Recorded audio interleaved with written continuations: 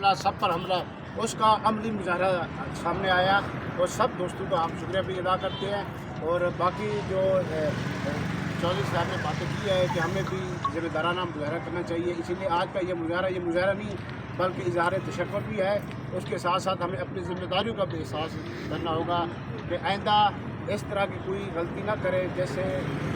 کسی کو اس طرح کا موقع ملے اور اس حادثے کے خلاف اس طرح کی احتیاط کا استعمال کر سکے۔ دوسرا، حکومت نے کئی مرتبہ یہ اعلان کیا کہ اگر کسی صحافی کے خلاف کوئی مقدمہ درج ہوتا ہے تو ایک کمیشن کا قیام عمل میں لایا جائے گا۔ وہ پتہ نہیں آپ کہاں گیا وہ کمیشن۔